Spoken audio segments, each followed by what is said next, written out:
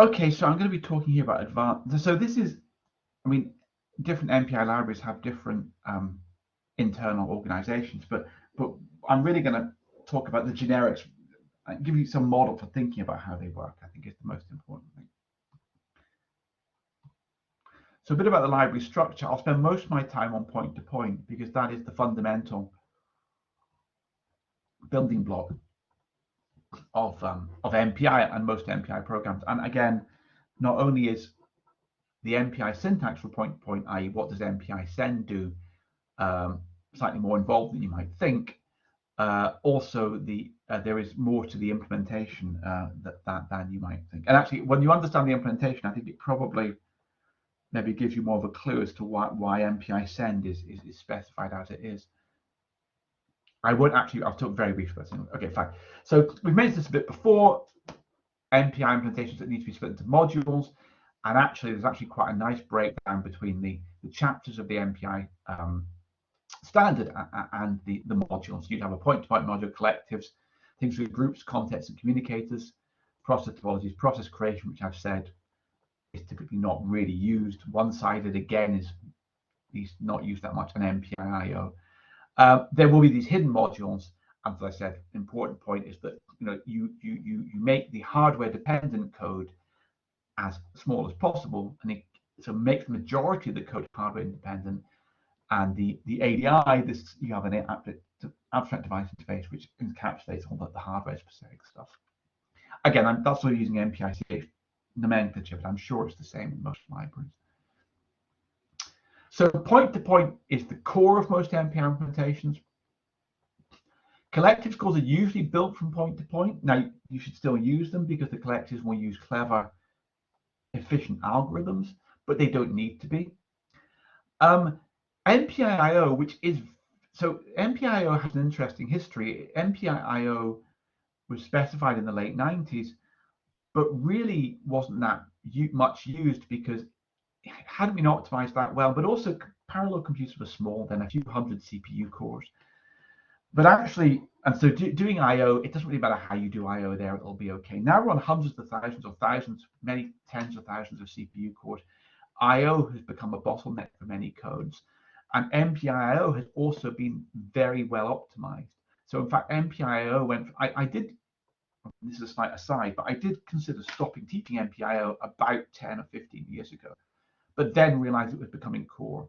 But actually, most libraries use the Romeo implementation. This is an open source implementation, so it's just written in pure MPI.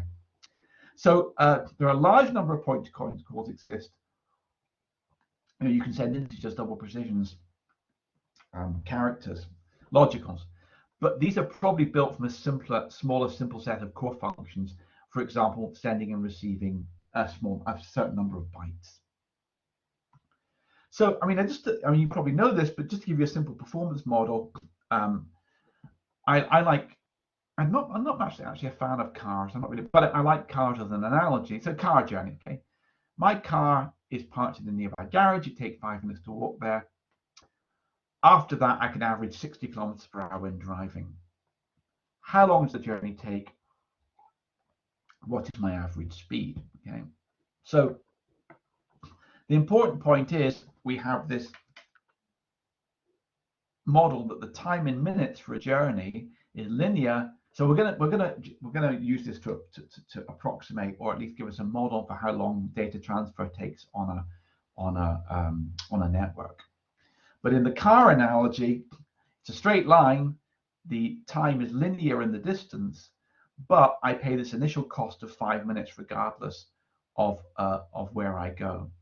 And if I do this on a log plot, okay, as people often do, you'll see that it looks like it's pretty flat for a long time, and then seems to rise rapidly. That's just an artifact of the log plot, of course, because it's actually linear. But people will often do log plots for message size. They want to go from 1 byte to a gigabyte, so you can't do it. But this is what it would look like on a really quite flat and then. So they've got different small and large distance behavior. For small distances, I have a constant time. So I plot the time against the distance. For small distances, less than say a kilometer or so, less than a few kilometers, I have a constant time. So I'm dominated by the overhead, which in network terms we'll call the latency. So small distances take constant time, but long distances achieve a constant speed. So for long distances, I would plot the speed, the average speed. Now, of course, for small distances, it's very slow because it's dominated by the just time for getting to my car. But then when I get up to long distances, I get a constant speed. So there's a distance between about 1 and 10 kilometers where I go from the small regime of constant time to the large distance regime of constant speed. And what we'll see here, the analogy in message passing is that you see different behavior for small messages which are dominated by latency and large messages which are dominated by bandwidth. However, the question is, what do you mean by small and large? Well, the useful figure we call n.5, this is the time when you spend equal time driving as walking. So smaller than this distance, you spend most of your time walking. Larger than this, you spend most of your time driving. And that's a useful definition of, I could ask for this, when is it worth taking my car? It's only worth taking my car for long journeys. What does long mean? Well, we'll characterize this as n.5. So this is basically your speed times your latency is 5 kilometers. So basically for these parameters I've got here, 5 kilometers, which is the speed times the latency, the time it takes me just to get to the car, characterizes the small distance and large distance behavior. So we'll just generalize that for point-to-point MPI. Latency is the overhead of sending any message, and in practice this tends to be a software latency, or in some senses it's the cost of getting the message onto the network. It's quite a lot of effort to get the message onto the network. You have to go through all your MPI software stack, then you have to get the data from your processor's memory onto the network card. There's all kinds of stuff going on there. And so you pay, even for sending a very short message, a byte, there will be a latency. And it's hopefully on a modern network, it is in the microseconds. So let's say we have a very good network and the latency is a microsecond. The bandwidth is the rate of transfer on the network for large messages, and that is gigabytes. 10 gigabytes per second might be a standard number. And so here, n.5, so for a network which has a 1 microsecond latency and a 10 gigabyte per second bandwidth, a small to large message regime is characterized by 10 kilobytes. So for messages below 10 kilobytes, we're dominated by latency, as you can see here. But for messages of larger than 10 kilobytes, we're dominated, we have constant time, but for messages larger than 10 kilobytes, we go to kind of constant bandwidth or time linear in the message size. So it's important to note that in reality, this would be a number of microseconds. So, any message which is of a few tens of kilobytes is in the latency dominated regime. That means that most MPI codes, which maybe do boundary exchange, where it's typically a few, most MPI codes are dominated by latency.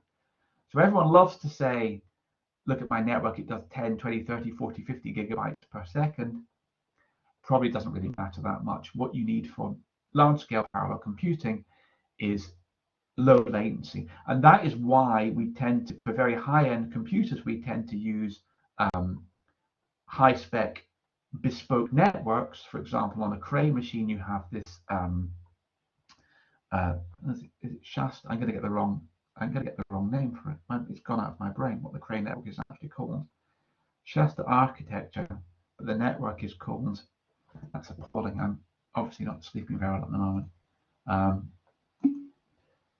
Slingshot, thank you, Slingshot. Thank you, William. Slingshot network. Thank you, William. Yes, William's more on the ball than I am today. The Slingshot network. And the reason is that not very few people require latencies in the microseconds. If you're gaming, for example, if you're watching streaming video, okay, if you're watching a football match, you don't really care what the latency is. If you see a football match a second later than it's broadcast, what do you care? Even for gaming, human reaction times are the tens of milliseconds, not the microseconds. So for gaming, latencies of milliseconds are acceptable, not microseconds. I think the only people that want, other than us, that I'm not a hardware expert, that want these kind of latencies are people who do high frequency trading and lunacy, where you trade shares on microsecond. But anyway, so that is useful. N.5 is a useful thing. But it's very important to realize that probably your program is done well, unless it's doing large data transfers, like large parallel FFTs, which require all-to-all communications. A large class of programs are dominated by latency. So we've talked about MPI declares multiple communication modes. Buffered sends complete locally whether or not matching receiver has been posted. Now, technically, MPI B send is an asynchronous send. It's a fire and forget. It's like sending an email, but MPI calls it buffered because the only way you can implement that is to buffer it, take a copy. So that's why MPI uses this terminology. They just buffered somewhere until the receiver is posted. Buffered sends fail if insufficient buffering space is attached. And this is why they're nasty, and in my experience, very rarely used, because A, it's up to you to attach the buffer space. But the problem is, you might say, well, my messages are 10 kilobytes long, so I'll have a 20 kilobyte buffer space. That's fine. The problem is, you can send multiple messages, and if the receiver is slow, those messages may stack up, and you may overfill your post box. So it can be difficult to write robust programs.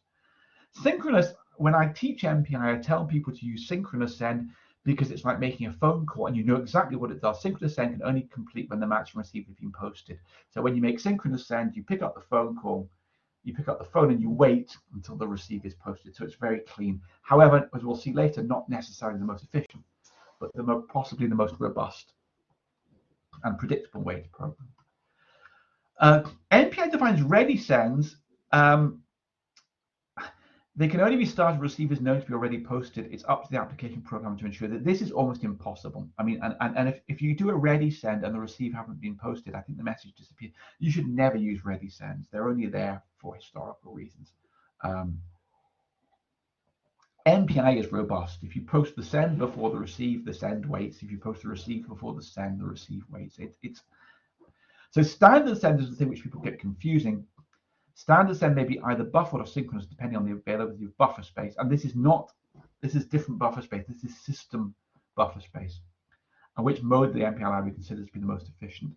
And so what MPI does in practice is it reserves, say, 10K for standard send. Messages less than 10K will be buffered, copied to the internal buffer, and sent later. Whereas if it's bigger than 10 kilobytes, say, it will wait for the receiver to be posted.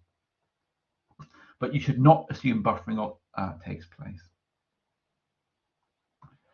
So what does MPI guarantee about messaging semantics? MPI requires quite a lot of things for its messages. It requires they're ordered. Messages sent between two endpoints must be non-overtaking. So actually, that's possibly quite a bit of work for the MPI library, because the network hardware will not impose this. If I send message A and message B, they could be routed in different ways. It's like posting two letters. And if I send message A, then message B may physically arrive before message A. However, MPI has to cope with that, and it has to guarantee that at least from the MPI level, messages sent between two endpoints must be non-overtaking. Receive calls that match multiple messages from the same source should always match the first message sent. Now, actually, that is that you may never realize this, but it would probably be almost impossible to write a correct MPI program if this were not true. If I sent someone a message and then someone another message saying I'm finished, the I'm finished message could overtake the here's the data, and your program would terminate early. Even for halo swapping and things like that,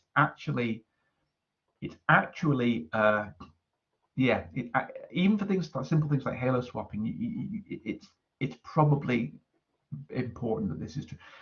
This was not true of some early message passing systems, and in some early message passing systems, you had to tag every message to make sure that you got the right one. MPI imposes message ordering, and therefore tagging is almost never needed in MPI. MPI does not guarantee fairness. What I mean by this is if I do a receive from MPI any source, you'd like to think that it basically doesn't always receive from 0 first, but that it receives fairly from everybody. This isn't a guarantee, but many implementations do this. So for example, they might say, the first time I receive from MPI any source, I'll look from 0, 1, 2, 3, 4, 5, 6. The next time I receive from MPI any source, I'll start from 1, 1, 2, 3, 4, 5, and then back to 0, to make sure that there's some fairness, that some processes aren't slow. Resource limitations, there should be a finite limit on the resources required to process each message. And this is why MPI cannot guarantee that MPI send is buffered, is asynchronous, because it would in principle require an infinite amount of buffering space. Progress, I'll come back to this. Outstanding communication should be progressed when possible. What this means is that MPI needs to process incoming messages from all sorts of tags independent of the current MPI products arguments. I'll come back to this, but what it really means is when you call an MPI call, the first thing MPI does is it goes and checks other stuff before it actually processes your MPI call, because it is important that messages keep on moving in the network. I'll cover a specific example about that later. And these do influence the design of MPI implementations. So message progression here, this is a slightly contrived example, but what I'm saying is if rank equals 1, okay, I'm going to receive a message from one integer from rank 0, okay? So what this is doing is it is basically queuing up a receive. It's saying, I'm expecting a message from rank 0. When it comes in, put it into the variable y. Let's imagine rank 1 is running quickly. So immediately rank 1 then does the barrier. So rank 1's sitting in the barrier, okay? So it's sitting in the barrier waiting for rank 0 to arrive. But rank 0 is doing synchronous send to rank 1. It's saying, okay, I want to send rank 1 the matching message here, okay? But I cannot progress until this send will not complete until the message has been received. So that requires rank 1 to receive the message. But rank 1 is sitting in this barrier waiting. So rank 1 is sitting in this barrier waiting for rank 0 to arrive. Rank 0 is waiting for rank 1 to receive its message, and you've got a deadlock. Well, MPI will not deadlock in this situation, because when it's sitting in the barrier, rank 1 is not really sitting in the barrier. Rank 1 is basically actually keeping an eye on what's going around, and it will see the message from rank 0 and say, oh, okay, I've got to process that. So MPI has to progress things. MPI is not allowed to just sit in the barrier. It has to keep things moving, and that's particularly an issue for non-blocking communications where you can have lots of these going on at once. So there's a potential problem if rank 1 does nothing but sit in the barrier. So MPI is not allowed to just, so for example, on an early machine, the Cray T3D, there was a very, very efficient hardware barrier, but MPI could not use it because it's not allowed to just sit in the barrier. It has to progress. It has to basically keep things moving and occasionally say, has everyone arrived at the barrier? You might think, well, surely MPI is multi-threaded. Surely it keeps things ticking over in the background. No, I'll come back to this. Typically, MPI is not multi-threaded. MPI does not run in the background, but you might think it does, but it doesn't. MPI is only active when you call an MPI routine. That's slightly technical, but it is important.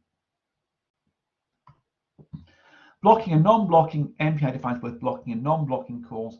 A blocking call, when it returns to you, the operation is complete. A non-blocking call returns immediately. That's why they call things like I send, I receive, and you get a ticket, a request, and you check later on if they are completed. Now, actually, fundamentally, most low-level network protocols are likely to be non-blocking. And therefore, although we think of the blocking messages as being the standard ones and the non-blocking ones as being the advanced ones, from the MPI point of view, most implementations will probably implement blocking messages as a special case of non-blocking. However, just as we've mentioned, while the application may be blocked by the MPI, like may be blocked, so you're basically if you're doing blocking operations, you're doing a receive, the MPI library has to progress all communications. So it can't just sit in the receive, it has to basically process other things. So blocking calls often effectively map onto a pair of some non-blocking send, receive, and await at the lowest level. Point-to-point example, okay. What I've got here is, you would do, if I did MPI receive up, MPI receive down, then this program would deadlock, sorry, because I'd be out in the receive and it would never arrive. And so for correctness, we have to program using non-blocking calls. So we post the receive up, we post the receive down, and then we send down and send up. And so that's this, and we could use non-blocking sends here, but this will work. Then we have to await. So some people, the wait waits for this receive to complete, and this wait receives for this receive to complete. Again, you could do a wait all here, but this is a standard use of non-blocking in point-to-point, because if I post a receive to receives first, then everyone will be waiting for the receive and nobody will be sending. It's also important, this is that actually that I do receive up, receive down, and send up in general. Can anyone think why I've written it like that? This is actually something that came up on Stack Overflow just the other week. So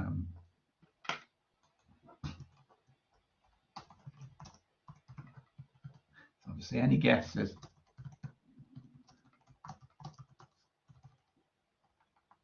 It's up receive, down receive, down send, then up send. And you want to have a guess to why that's the safe way to program. So the reason is that often you have periodic boundary. So in general, okay, there's no issue here that if you're receiving from your up neighbor, okay, you only have basically they are sending to you and they will match. But if you think about it, if you have periodic boundary conditions and you only have two processes, your up neighbor and your down neighbor are the same. So this is saying if you only have two processes, rank 0 and rank 1, rank 1 is saying I'd like to receive from rank 0 and I'd like to receive from rank 0. So how do I know that the correct, but when I do the receive up, I want to match the send, well, that you use message ordering. So that send is guaranteed to match this this receive because it was posted first and it was posted first. So your your up receive matches your down send. So if you wrote I receive up, I receive down, send up, send down, the program would work in general, but fail, get wrong results on small problems. And so that's, you have, now you could tag the messages, you have a special tag for up and down messages, but it's much more elegant, I think, to use message order preservation as the savior here. MPI also defines persistent communications. You may never have used these, but these are like non-blocking, but can be rerun multiple times. And the advantage is that MPI only needs to do certain things once. For example, it might have to do some argument checking. If you're using derived data types, it may have to analyze the derived data type to find out what it looks like. And so it only needs to be done once. Now, in fact, that I've got a benchmark which we're going to run this afternoon, where you can compare the performance of different communications modes, and you'll see that persistent collectives are basically the same as, persistent send receive is basically the same as non-blocking. The reason is there's very little you can optimize. However, persistent collectives are incredibly important because, in principle, because there's 101 ways of doing a collective operation, many different algorithms, many different optimizations you can do. And if MPI knows your communications pattern and your data sizes in advance, it can compute. In fact, it could even just try it. The first time you call it, it could just try 100 different ways and pick the fastest one. So persistent send receive aren't particularly useful, but you might find them elegant. So what you do, and here we did I receive up, I receive down, S send up, S send down, S send up. To do that persistently, you basically you have an initialized phase. You say, okay, I'm going to do this receive lots of times. I'm going to do this receive lots of times. I'm going to do this send lots of times. I'm going to do this send lots of times. And this is initializing a receive. An MPI squirrels this information away in a request. And then you basically say MPI start all, which is start all these communications, which would in this case look like halo swaps, and then wait all. Now, MPI for ordering of individual calls is not guaranteed. So it's not guaranteed it will start them in this order. So you would need to be careful about that matching. You'd have to use tags in this case to get the matching to work correctly. But I just thought you may not have come, if you understand how they work. So the important point is you tell MPI in advance, I'm going to do lots of these guys, because you might do this halo swapping every iteration, lots of these sends, lots of these receives, with the same data type and buffer and neighbors and all that kind of stuff. And MPI remembers that and gives you back a request which refers to that communication. You then basically, you then say start them all, and that is done in a non-blocking way, and then you would wait for them all to complete. So this would be equivalent, not quite to this thing, but like an I receive up, or I receive down, and I send down, and I send up, for example.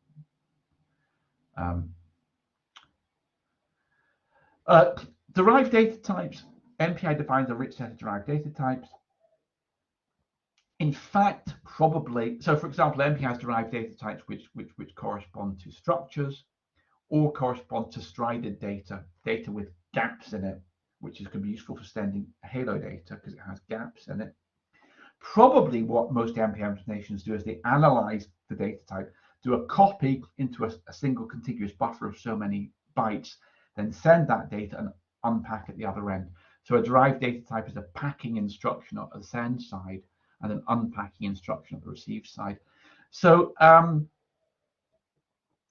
it may, in some situations, be faster to do the packing and unpacking yourself, but in fact, it is modern MPI implementations are pretty good at coping with derived data types. So I think you should use derived data types, but you should be aware that there's nothing magic about them. And so a derived data type for a send is probably implemented as a packing instruction and unpacked at the other end. But now I think that's really this is really talking about what happens at the lowest level, the protocols. How does MPI actually decide to send this data? And this is useful to understand because it allows you to understand when MPI, the behavior in time of MPI messages, what will be fast, what will be slow. So all MPI implementations need a mechanism for delivering packets of data to a remote process. At the very bottom level, the MPI needs to be able to send 100 bytes from process 1 to process 3. They may be the user's MPI messages, or as we'll see, they may be internal protocol messages. MPI may have to send extra messages and not just your data. So whenever a process sends an MPI message to a remote process, a model is a corresponding initial protocol message must be sent. So, minimally, so if you send data to another MPI process, what MPI might do is it might just send a little header message saying, look, I've got some data for you. Tell me when you're ready. So minimally, it just contains the envelope information, just the metadata. However, as we'll see, it may also contain some data. Okay. But you should think about that as when you send a message, it has to send some little header saying I've got some data, and that it may or may not send the data at the same time. Many implementations use a fixed size header for all messages, so you might have 128-bit header fields,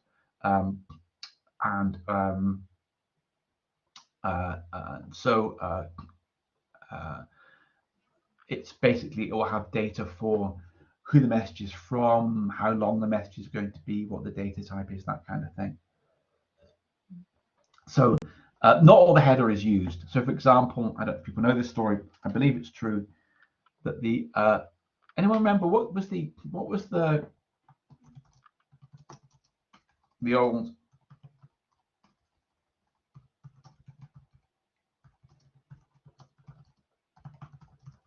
when Twitter was defined, there was a maximum size of tweets in characters. I could Google it actually, but does anyone remember what it was?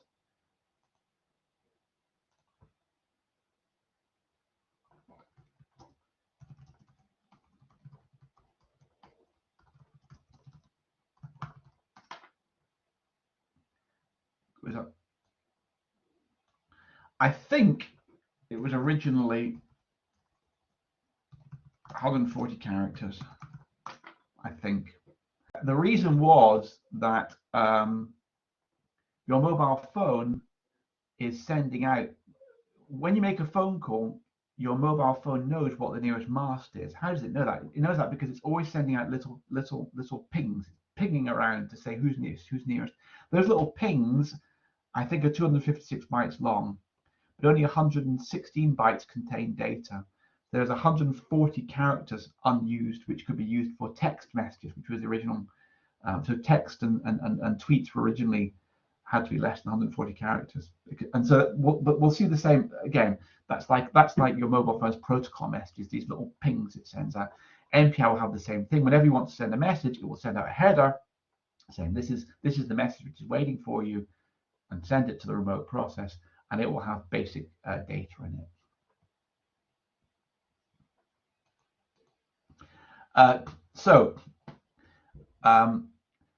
If the receiving process has already issued a matching receive, then the message can be processed immediately.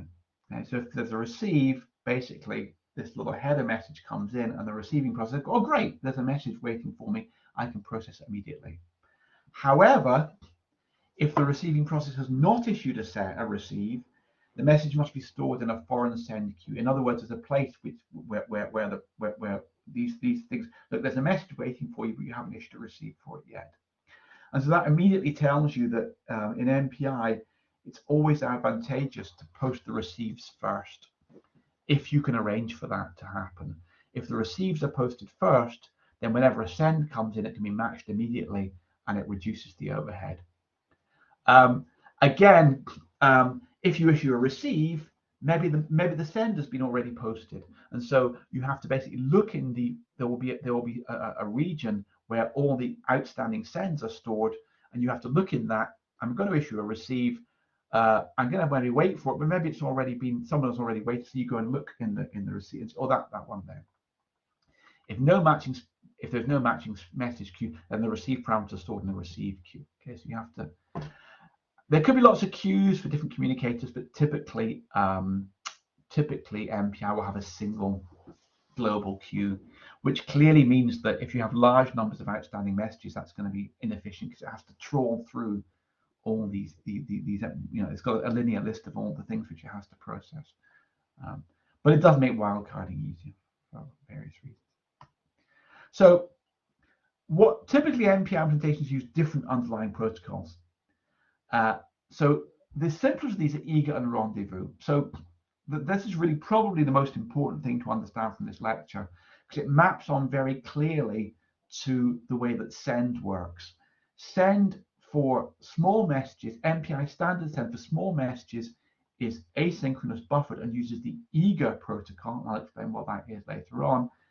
Whereas for larger messages, it becomes synchronous, and for synchronous messages, the rendezvous protocol is more. Now, there are many variants of these basic protocols. This is just these are sort of the most common ways that things can be done. So the eager protocol is efficient. So the initial protocol message contains the full data for the corresponding MPI message. Okay? And so this is basically what MPI send does for small messages. MPI send for small messages says, and typically small means maybe less than about 10K. It knows there will be guaranteed enough space on the receiver to receive that data. And so basically, it will send, when you do an MPI send for a small message, all the data will be immediately sent off to the receiver. Okay, it has to be buffered if there's no matching receive. And so this means that eager, buffered, and standard sends can complete as soon as the initial protocol message has been sent. So what happens for standard send, MPI send for small messages, and by small it's typically in the region of 10K or so, is MPI send will say, okay, it's a small message. That means the receiver has enough space to receive it, pre-allocated. I'll send all the data, my message, which might be 100 integers, plus this little header. I'll just ship them off, it will return, and then you can just carry on. Okay. However, if there's slight technicality there, you might say, well, wait a second, does that mean synchronous send can't use the eager protocol? But it can. So for synchronous send, it's slightly confusing. But for synchronous send, remember, synchronous send, you have to wait for the receive to be issued. That can be done in an eager way, because what you call the synchronous send, the data is physically transferred across to the other process, but then you wait for a protocol message to come back, an acknowledgement. So when the receive is issued, it will actually send an acknowledgement back saying, I've received it, and then you can complete. It's a slight bit of a corner case. But most naturally, the eager protocol maps onto buffered asynchronous or small standard messages. The eager protocol might require buffering at the receiving process, and that, as I said before, means that MPI cannot guarantee always to use the eager protocol. It cannot guarantee to always buffer small messages. Ready messages, we'll forget ready messages. You should never use ready send. So that means that for large messages, MPI has to do something different, because we have to specify an upper limit on the size of the message sent using the eager protocol. Otherwise, we could run out of memory. And so the Rendezvous protocol is a handshaking protocol. If you want to send a large message, okay, first of all, you just send a little header saying, I've got some data for you. When it's matched, you get a receive back, sorry, you get an acknowledgement back, and then you send the data.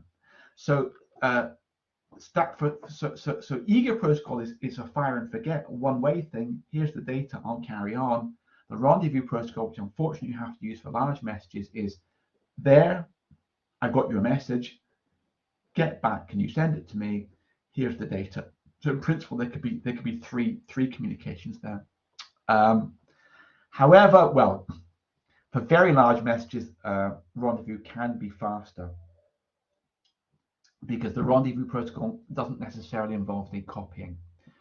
The eager protocol, by definition, involves copying the data into a buffer and sending it. With a Rendezvous, it's like making a phone call. You're both on the line at the same time, and so in principle, the data transfer could take place without any copying, but that may or may not happen. And so what we should see is we'd expect to see a larger latency, more handshaking for large messages than for small messages. So what we typically get here is that for MPI performance, you'll get the time will grow linearly.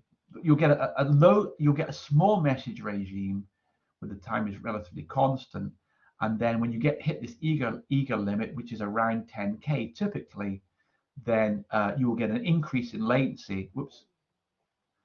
And then you'll get another increase in time. So you can, by ping-ponging, well, what we'll do in the exercise is have a ping-pong. We'll just send a message back and forth between two people. You would expect to see a jump in the message time. This is for standard send, or well, most obviously for standard send, where it switches from a buffered mode of transferring stuff to a Rendezvous, a non-buffered mode, and that incurs overheads. So the basic point here is MPI is trying to optimize time for small messages, because often that's what dominates the runtime of a program. A slight word of warning, on ARCHER2, you may not see such clear behavior. So the main reason for running the ping pong is just to get a feeling for what is the latency and the bandwidth of the network on your machine, and here it's ARCHER2. Under the hood on ARCHER2, the messages are actually split into lots of smaller messages. And so this, although I said that the eager limit is maybe 10K, that may correspond to actually 100K message, because the MPI implementation might be dividing your messages into 10 separate messages. So it's slightly more complicated than ARCHER2, but the main reason we're running the benchmark is to get a handle on what the latency and the bandwidth are. There actually may be a very short message protocol, which is like sending a tweet. Okay, the header may actually have may have room for. So if you send a single integer, it may say I'm sending you an initial protocol message, a header, but by the way, the data's on the header. In my mind, it's like sending a postcard rather than a letter. A letter, you have the data, which can be multiple sheets, and you have to put it inside an envelope. For very short communications, just hi, having a great holiday, you can send a postcard where the data and the metadata, the data and all the delivery information is on in the same place. So again, there could even be another region here where the time drops again for very small messages, where the data actually fits on the header in the protocol message. Direct memory access. Many networks, modern networks, support DMA, direct memory-to-memory copy across the network without any intermediate copying. However, these have a very large setup cost. So these might kick in only for very large messages of multiple tens of megabytes. So that's point to point. Okay. So Michael, right? So no. So that's a very good question. That is a very good question. This is they will get very different behavior within a node. So, for example, there will be optimizations. So, I mean, some sense, I think the protocols will sort of be the same. They'll be implemented in a very different way. I mean, for example, MPI will use shared memory operations, for example, when it's on a node. So that's one of the exercises, is to actually look at the behavior within and outside a node. So I'm very much got a model here. This is what you would do when you're sending across a network, which is the most important thing. Because remember, an MPI program, everything is only limited by its slowest part. So an MPI program is limited by its slowest part, which is the communications between between nodes, across the network. So that's the most important thing to understand. But it's a very good question.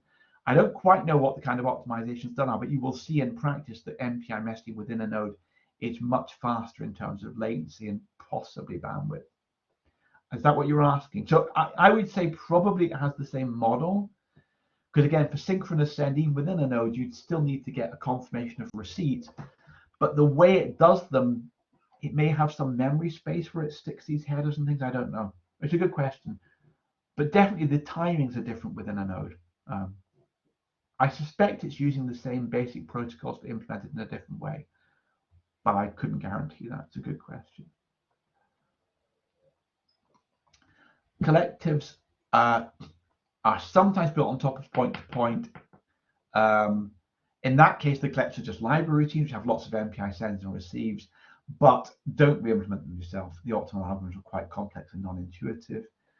As I said, there's nothing in the API that requires this, and the collective routines give greater scope to library developers. So, for example, if you call a collective routine for an all reduce, it may use shared memory tricks on a node. It may not even use MPI on a node. It may use shared memory tricks. But it's just yet another reason why you should call collectives. Oops, in the wrong window. There's many possible ways of implementing these collectives. If you've got an all reduced, a good first attempt is typical things to build a binary tree. You have a divide and conquer algorithm, and this completes in log2 communication steps. Every time you double the number of processes, you need an extra step, which corresponds to the time being logarithmic. However, there might be tricks on that. For example, within a shared memory node, it might be instantaneous. The network, on a shared memory node, you might have a way of doing that. So if you wanted to communicate data between all the CPU cores on a shared memory node, you could just put it in a memory location and get them all to read it, in which case it would be much quicker than this. But the standard good collective algorithm will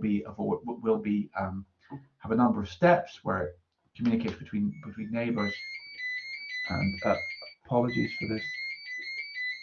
I don't normally get phone calls, and I should have turned that phone off.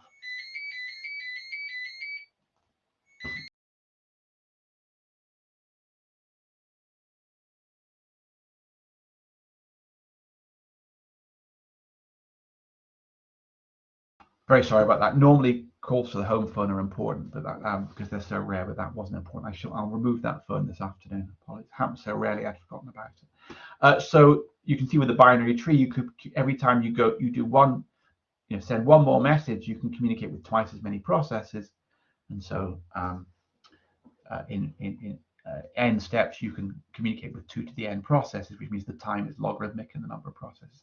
And that's the basic model for how the collectives are implemented optimally. But there are lots of optimizations which can be employed. So we've talked about communicators, and I had a sort of an example in the quiz where the only way to, if you'd really wanted to do 2 separate OR reduces, one on the even processes, one on the odd ones, you'd have had to set up 2 communicators, com even and com odd, which are logically separate.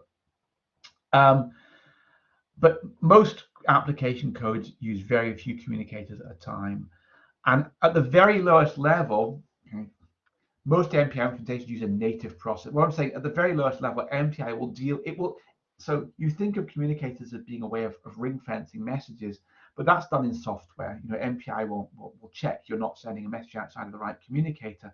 But at the lowest level, it will send and receive to ranks which are probably defined by their rank in COM world. So at the very lowest level, say, well, David wants to send to rank 3 in COM odd, but that's really rank 6 overall. I'll just send to the rank, okay? And so the communication, the actual communicator may be hidden as a hidden tag or something. But that's really just kind of a comment as how these things are done. Process topologies. In my introductory course, I cover Cartesian topologies. In principle, they give, once you've told MPI that your processes are in a 3D grid, in principle, MPI can then reorder the processes to map them better to the hardware. But in my experience, it often doesn't work. You need to try this out. Process topologies are perhaps most there are 2 uses for things like Cartesian topologies. One is, in principle, it allows MPI to optimally place the processes on the physical processors, but in practice, it doesn't tend to do a good job. But with these new neighbourhood collectors, I'm happy to talk about, but by default, I'm not talking about in this course. You can say you can use them to have a shorthand for communications patterns, and you can just say exchange data with all my neighbors. Single-sided, again, I'll cover this in more detail tomorrow, but the initial definition of single-sided was complicated and quite ambiguous in places. And a lot of people think single-sided, if people think my network at the hardware level supports direct read and write to another process, surely MPI put and MPI get, which is how you do it in MPI, will be faster than send and receive. That's very rarely true. For most cases, single-sided performance is slower than normal point-to-point because of the software overheads. They tried to alleviate that in MPI 3 by redefining some of the functions, but I think it's most useful for direct read and write to memory when it's on a node, and that's what I'll cover tomorrow. So I would say the single-sided model, direct read and write in MPI, is not useful for communication between nodes, but potentially is useful for optimizing communications within a node. So the summary is, there are many ways of specifying MPI communication: send, I send, B send, S send, ready send. Which one is fastest depends on the implementation, your library, your hardware, and what options you're using. Performance possibility is therefore really hard. It's very hard to answer what's the fastest thing to do. But actually,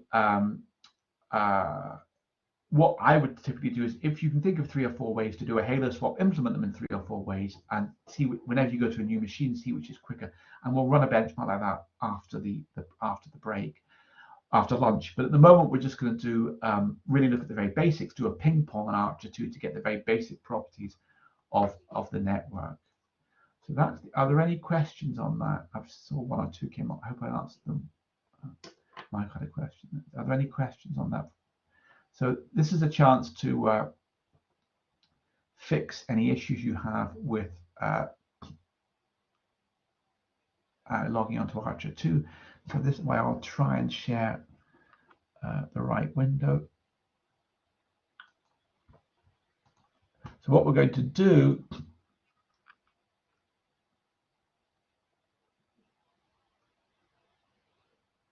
is we are, sorry, again, I'm defeating myself by having too many windows.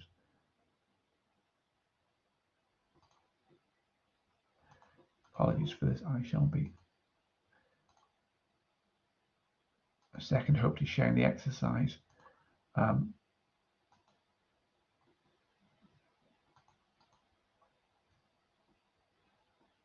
we go. The exercise we're going to do is the ping pong exercise.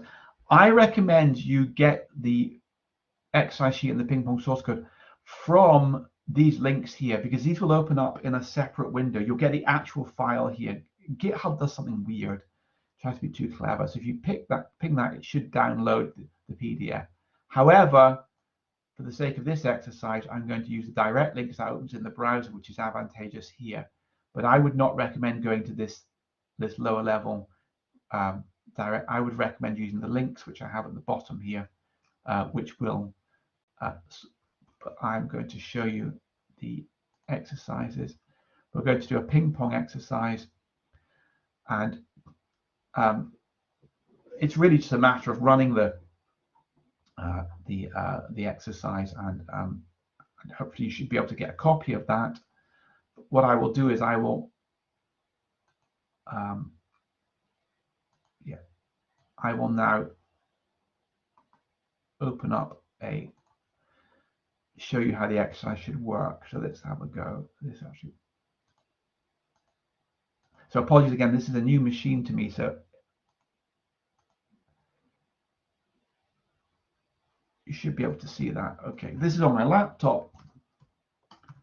So what I should first do is SSH into Archer, and my account Archer2 is called TA073DSH. You hopefully have applied for an account.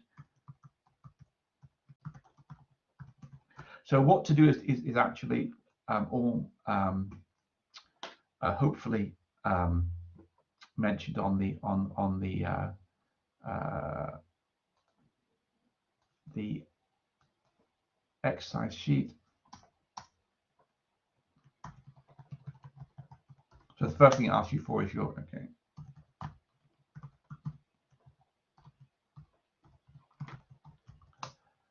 So I've logged on. So are people, just to go back to the window.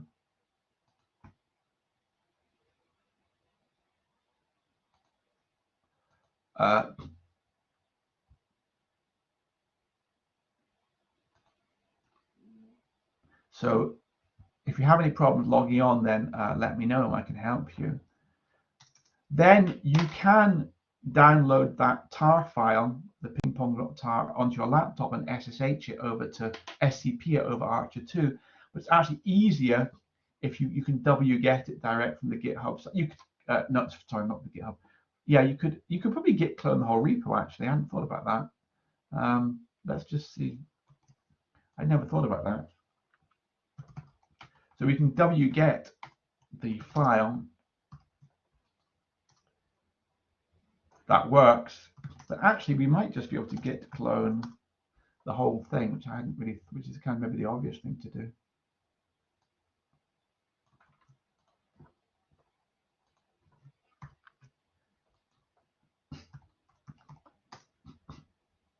Maybe that's easier actually. In that sense, you now actually get the whole thing. But I'll just do the thing which I recommended, which is I will now unpack ping pong. We then, if we have a look, go into ping pong. These are our, so there's a very simple program there, and also some glue plot scripts to help you plot. But what we should do is we should make, and that compiles it. And now we're going to submit the job. But if I show you the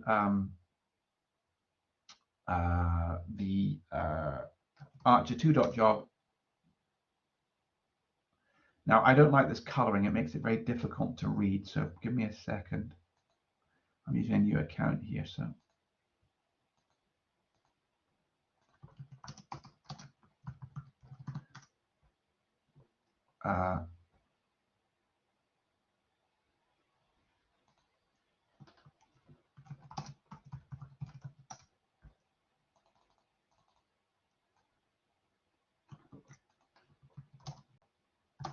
I like to turn that off.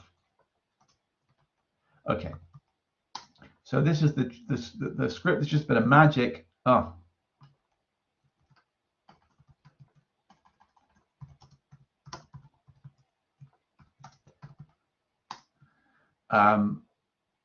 Fine. So this is a standard Slurm script. Now, if you don't use Archer or Slurm, it doesn't really matter. But what the most important things are nodes 2, tasks per node 1. So what I'm doing here is I'm going to run 2 MPI processes. Slurm calls them tasks, but I'm going to make sure they're on different nodes. So this is doing a ping pong across different nodes. Okay, CPUs per task is standard. This QoS equals reservation. This will get you instant turnaround today. In general, these are the options you'd use. Some of the scripts may not have this already in there. You may have to put that in, and that's documented on the exercise sheet. If you I'll show you. In fact, I can show you that. Okay, and then we're just running the job here. Now I've done something stupid because this isn't going to work. So I'm in my home directory. So I should have actually gone to /work. I have to go see this as work /TA. So we've got a question here.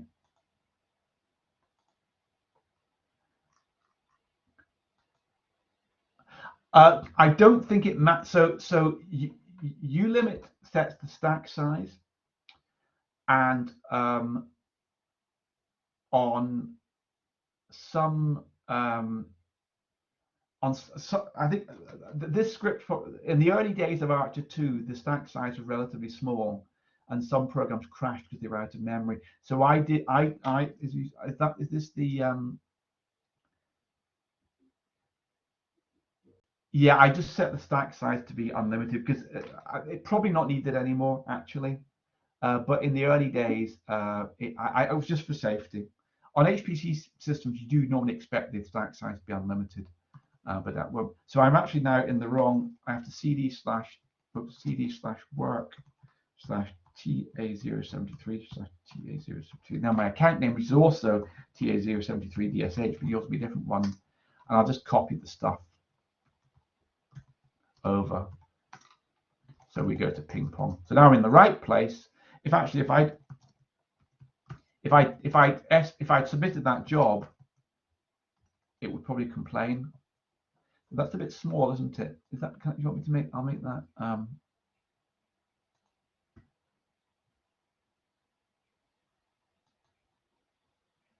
want to make this font bigger. Okay, that's better. If I S-batch up to your job, it says you're not in the right place. Yeah.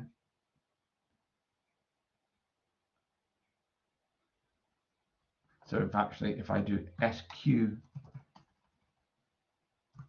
minus UDSH minus U TA073 DSH, apologies. Did it run something? Don't know if it ran something or no, it refused to run it completely. Okay, so sorry, I'm doing things wrong here. Now if we just go, okay, now we're in the right place, and I will sbatch archer2.job. I can do the SQ again, and you'll see it's PD means pending. Now it's running. And it's running in the reservation. You can't see that here, but it is running in the reservation. It won't take long to run. It'll take longer than I thought. A lot of this is setup time. It's not actually run time for the program. A lot of it is just start up and shut down. It's taking a long time to run. That's finished now. CG means finishing, and you'll see we have a ping pong.out.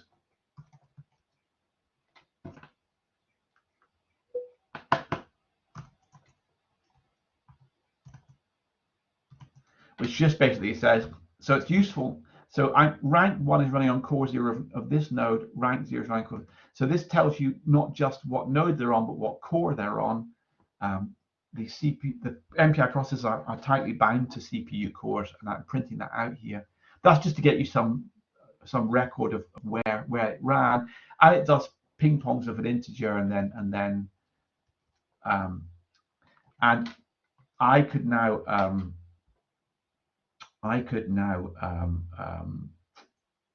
look at that graph, but unfortunately I don't have, apologies, I do not have, you should be able to do module load GNU plot and GNU plot minus persist, let's say the time, standard time dot plot, sorry, plot time.gp. However, unfortunately, I don't have X window set up here, so it's not. Hopefully, I should be able to hack it with. I should have had pre-prepared versions of these, but I didn't.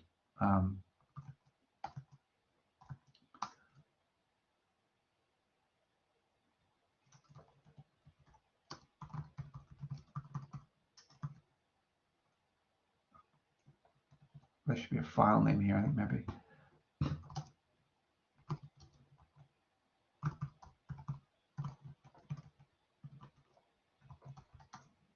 No. So I don't have a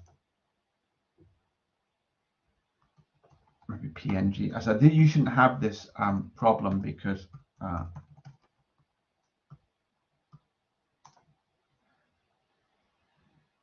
okay, I'm having problems here. What I'll do is I'll copy these across to my local machine, and I don't know if I'm going to be able to do that actually. So has anyone managed to, so apologies, but this is an effect of my machine breaking. I will get copies of these, which I'll show after the interval, but